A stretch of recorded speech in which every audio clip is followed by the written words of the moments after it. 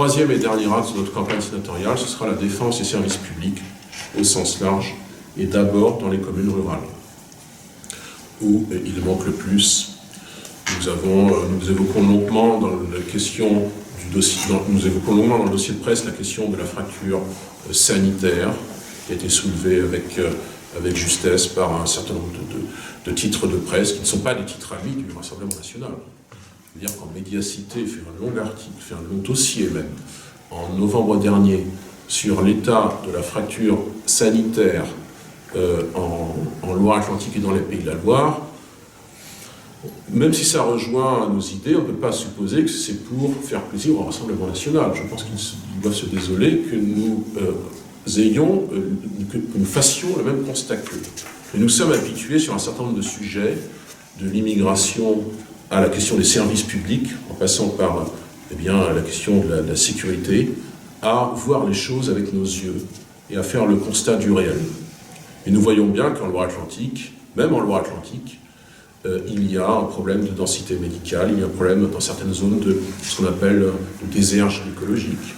Moi, je sais bien, j'ai le souvenir, et ça n'a pas changé depuis l'élection législative de 2017, qu'une commune comme Quilly, à 20 km de Saint-Nazaire, est en zone rouge, en zone critique en termes d'offres médicales, et qu'à Saint-Nazaire même, il est parfois difficile d'avoir un médecin spécialiste. Ces choses-là changent assez peu, sinon pour s'empirer régulièrement, eh bien nous aspirons à ce qu'il y ait une politique tout à fait différente en termes de services publics, c'est-à-dire en lien avec notre volonté de démétropolisation, à ce que le service public, qui est un commun essentiel, qui n'a pas d'obligation de rentabilité, qui est le symbole de l'égalité de tous, eh bien que le service public redevienne véritablement accessible partout et pour tous, au moindre coût et sans possibilité d'être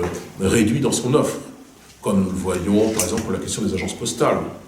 Il y a eu une quantité de fermetures d'agences postales ces dernières années, y compris encore une fois, comme j'y reviens, à Saint-Nazaire. Nous avons la fermeture de l'agence à Villeport, nous avons eu de l'autre côté du département une réduction, je crois, une semi-fermeture à Ancenis.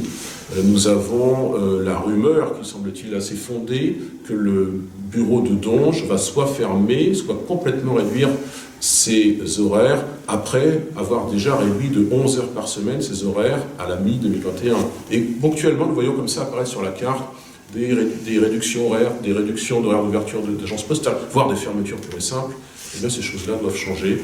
Et c'est un des aspects de notre programme, encore une fois, la défense du service public partout et pour tous. C'est-à-dire remettre, par exemple, des agences postales là où ça a disparu? Oui, ouais. Là où ça a disparu, sans avoir à tout prix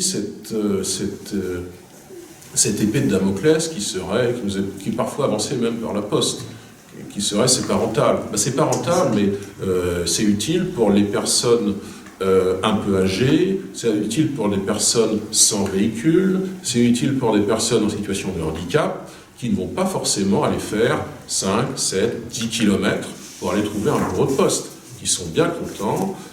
Moi j'espère bien que demain, les habitants de Massérac ont toujours leur bureau de poste à côté de l'hôtel de ville. C'est-à-dire qu'ils pourront, s'ils le souhaitent, faire, je ne sais pas si on peut faire de documents d'identité à Massérac, s'ils ont quelque chose à faire à l'état civil et à la poste le même jour, ils pourront le faire dans la même heure. Ils ne seront pas obligés d'aller à Redon ou à Guémené pour aller à la poste, pour se faire soigner, etc. C'est quand même... bien sûr, on sait bien qu'il y a ce qu'un certain nombre de sociologues, comme Christophe Guilly, appellent la France périphérique. On sait bien qu'il y a de plus en plus des métropoles qui sont toujours plus insérées dans l'économie mondiale, qui concentrent toujours plus les richesses, et puis tout autour, eh bien, le reste de la France. Le reste de la France qui fait quand même 2/3 de la population, et qui, bizarrement, mais moi je trouve pas ça bizarre du tout, c'est ironique, vote majoritairement Marine Le Pen. Parce que c'est une France qui sait bien qu'elle est en décrochage. C'est une France qui se sait être en dehors des radars des grandes politiques publiques, notamment des politiques publiques d'aménagement territorial. C'est une France qui n'intéresse pas tellement les éditorialistes télé. C'est pourtant une France qui est l'essentiel du système productif national. C'est là où les gens travaillent, c'est là notamment où l'agriculture fonctionne complètement. Et donc c'est une part importante du système productif. C'est un peu là, alors c'est pas dans les petites communes, mais c'est un peu là à côté dans les communes moyennes, dans nos chefs-lieux de canton, à Herbignac, à Donge, au niveau du rond-point des Six-Croix, qu'ont émergé à l'automne 2018 le mouvement des Gilets jaunes en Loire-Atlantique. Ça n'est pas un hasard, parce que c'est cette France des déclassés, cette France périphérique qui n'intéresse personne, et où, en 2022, dans une commune comme Donge, Marine Le Pen a réalisé 54% des voix. Et dans un bureau excentré et rural comme celui de la Pommeraye, elle est montée à 62%.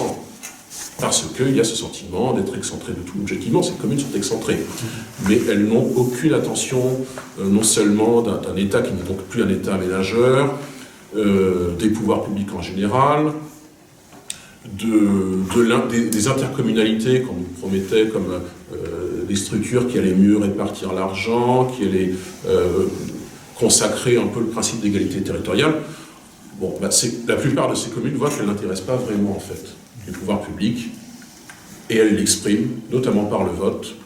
Eh bien, nous devons être au rendez-vous de ce vote.